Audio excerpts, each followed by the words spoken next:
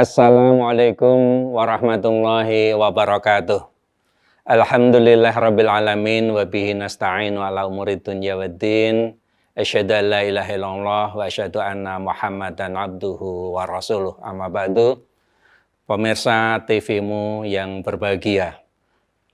Ada satu ayat yang terdapat dalam kitab suci Al-Qur'an yang mendapatkan tempat yang sangat istimewa bagi Kiai Haji Ahmad Dahlan. Ayat ini selalu menjadi bahan perenungan beliau, dan karena saking pentingnya ayat ini, sampai-sampai Kiai Haji Ahmad Dahlan itu menuliskan ayat ini di papan tulis yang dia letakkan di dekat meja belajar di ruang atau di kamar pribadi beliau. Ayat ini menjadi bahan untuk muhasabah beliau, yaitu ayat Al-Quran yang terdapat di dalam surat Al-Jathiyah ayat 23. Yang bunyinya, A'udzubillahi minasyaitonirrajim, afara'aita man ittakhadha ilahahu hawahu. Tahukah kamu sekalian orang-orang yang telah menjadikan sebagai ilahnya hawa nafsunya?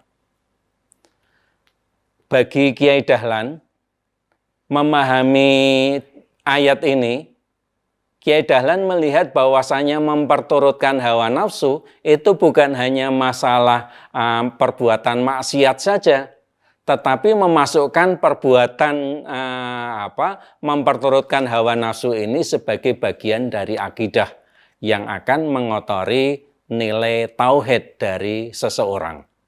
Sebagaimana kita mafhum bahwasanya seorang mukmin itu dituntut untuk memiliki komitmen terhadap kalimat syahadah, asyhadu alla ilaha illallah. Aku bersaksi bahwasanya tidak ada ilah selain Allah. Ilah itu adalah setiap sesuatu yang disembah. Baik yang disembah itu adalah Tuhan atau sesuatu yang dianggap sebagai Tuhan.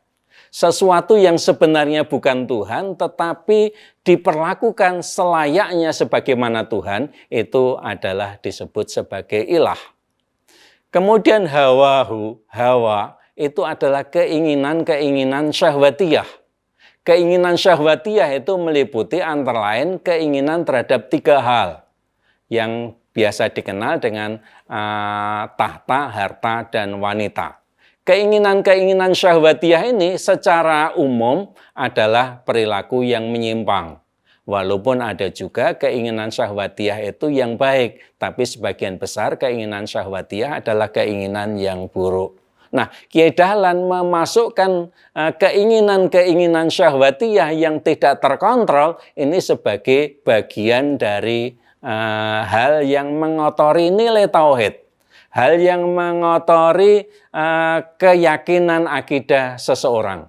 Sehingga karenanya bagi Kiai Dahlan, seseorang yang tauhidnya murni adalah orang yang betul-betul hanya mengilahkan Allah. Hanya menganggap Tuhan dan mengikuti segala aturan-aturan Tuhan, aturan-aturan Allah, itulah tauhid yang murni. Dan termasuk bagian dari kemusyrikan, ya, termasuk dianggap sebagai hal yang musyrik manakala dia juga memperturutkan hawa nafsunya. Dia mengikuti hawa nafsunya tanpa kendali dari ajaran-ajaran, nilai-nilai ajaran agama Allah. Sehingga karenanya ini sesuatu hal yang selalu menjadi evaluasi dari Kiai Dahlan. Apakah yang beliau lakukan dalam sehari-hari itu apakah sudah mengikuti aturan-aturan dari ajaran Allah, ataukah yang dia lakukan itu berdasarkan keinginan-keinginan pribadinya. Ketika dia tampil, apakah itu betul-betul lillahi ta'ala atau karena keinginan untuk populer. Ketika dia mencari harta, apakah itu betul-betul lillah atau karena keinginan-keinginan hawa nafsunya. Nah, para pemirsa TV-mu yang dimuliakan Allah, Kiai Dahlan memberikan cara, kiat bagi kita untuk melakukan tazkiyatun nafas, penyucian jiwa kita. Ada 3 hal, ada 3 cara yang dilakukan oleh Kiai Dahlan. Yang pertama, mengambil surat Al-A'la dari ayat 13-17, Qad aflaha man zakkaha wa tagarrasma rabbihi fasolla bal tu'thirunal hayata dunya wal akhiratu khairu wa abqa. Yang pertama adalah dengan zikir, wa dzakarasma rabbi, dengan menyebut asma Allah. Dengan banyak berzikir, dengan banyak menyebut asma Allah, itu adalah jalan untuk tazkiyatun nafas. Kemudian yang kedua, dengan banyak melakukan sholat. Sholat-sholat yang kita lakukan, baik sholat fardu ataupun sholat-sholat sunnah, sholat rawatib, sholat qobliyah, ba'diyah, sholat duha, sholat lail, sholat tahiyatul masjid, dan lain sebagainya, itu adalah upaya kita untuk tazkiyatun nafas. Kemudian yang ketiga adalah dengan senantiasa mengingat akhirat. Orang yang ingin mensucikan jiwanya, dia harus senantiasa ingat akan kehidupan akhirat.